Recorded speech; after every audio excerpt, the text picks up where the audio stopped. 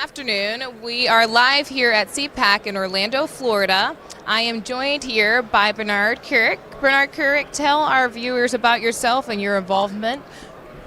I was the 40th Police Commissioner of the City of New York. I was the Police Commissioner on September 11th of the New York City Police Department and oversaw the NYPD's response, the rescue, the recovery, and the investigation of the World Trade Center attacks. In the aftermath, I was the interim Minister of Interior of Iraq for President Bush. And, now I do a bunch of private consulting to organizations, to cities, municipalities, and I guess for the last 12 weeks after the election, I worked with Mayor Giuliani and the legal team on fighting the irregularities in the election. Wow, so it seems like you had a lot of experience on that side of the field. Now, I want to touch on law and order and why now the current administration, Biden's administration, why it is going to be detrimental to the health of America. But again, law and order and the protecting of American patriots. Well, listen, you have to look at what happened prior to this administration.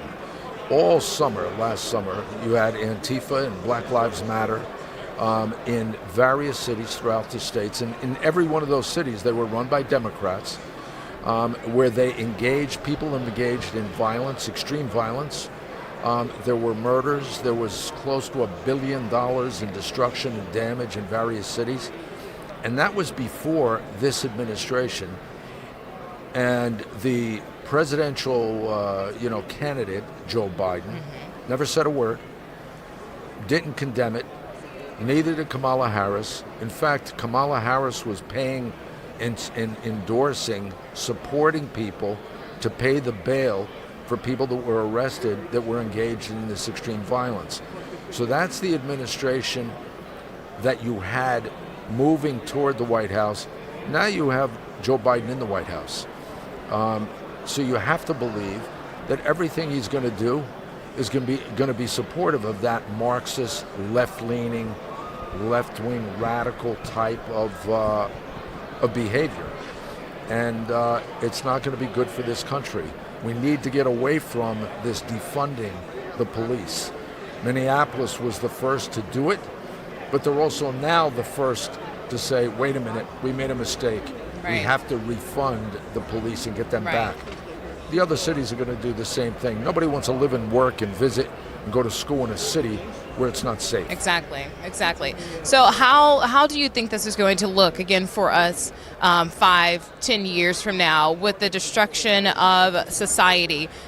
Taking away the basic foundation, or trying to take away the basic foundation which makes us great America. We've seen communism and we've seen all these other events take place in other countries, and how the lack of the strong police officers and law enforcement officers who are not corrupted at that point. But how is this going to look for us? Well, look, the reality is socialism and communism has never worked.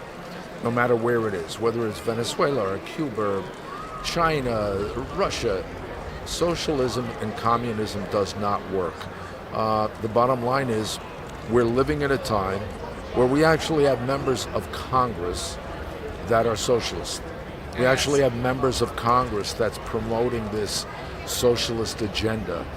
That's got to stop. And I think a big part of this movement here, a big part of the message at CPAC is people have to start getting involved in the local, lower-level elections. Exactly. I've been touching about it, yes. Because these congressmen and these senators, they've moved their careers from, the Board of Education, from the city council, from a county freeholder. That's where they started. And people ignored it. They didn't pay any attention to those positions. They elected them into office. Now they're in Congress. Now they're at the Capitol. Now they're trying to infuse this socialist agenda into the country. Nobody paid attention to them before, and I think that is a big, big problem today. That's what CPAC has to focus on. Make sure you're following those local, low-level elections. Don't let Marxists and these left-wing radicals into those positions because they grow up, so to speak, and they wind up in the Capitol. Exactly. And just to touch on a little more on education, how our colleges, our high schools, how they've been infiltrated by this communism, leftist, extreme ideology, and how now today it's affected our youth. And these people maybe 20 years ago where it started have now fulfilled these offices, and they are in culture and some now big tech. So how do we today, our parents, how do we plan for the future and getting ourselves ready, our children ready, I should say, and with being in these schools, how do we prepare them better? You know, that's probably one of the best questions anyone has asked me, because I don't think people realize, number one, they're not focused and they don't pay a lot of attention on what their kids are learning in school. But more importantly than that, they don't pay attention to who the teachers are. Right. You know, back in the 70s, 80s, early 90s, there were organizations like Black Lives Matter, the Black Liberation Army, the Black Panther Party, the Weather Underground, the United Freedom Front. These were all domestic terror groups, right, in the United States. They were involved in bank robberies and the assassinations of cops and terrorist bombings at different government buildings. Well, many of the people that was involved in that movement during those times, they either went to prison or they went underground. And when they came back and when they came out, where'd they go? They went to our colleges. Yeah. They went to our colleges, and what they do, they went to teach. So you have people, there's a woman named Susan Rosenberg. Susan Rosenberg was a member of the Weather Underground. She was sentenced to prison for 58 years for possessing 700 pounds of explosive. President Clinton pardoned her and let her out of prison after 16 years. She was given a 58-year sentence.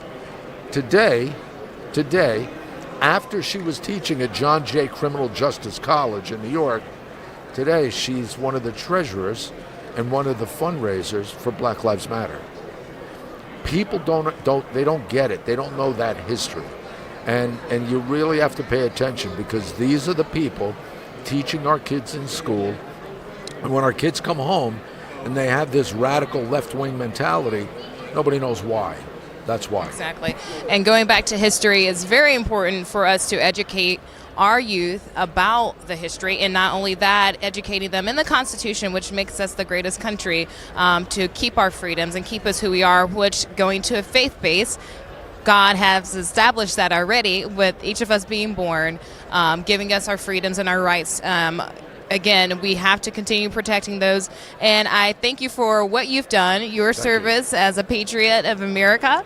And is there any place where our viewers might be able to find more information about you? Yeah, you can find me on social media, Bernard Kerik, one word, on Twitter. And from there, I'm pretty much all over the place. Okay, anything else you would like to say to our viewers other than that? No, I just want to honestly commend Matt Schlapp and the CPAC team here for putting this together. I see a lot of people here that normally don't come. Right. This is a super, super important time right now. Right.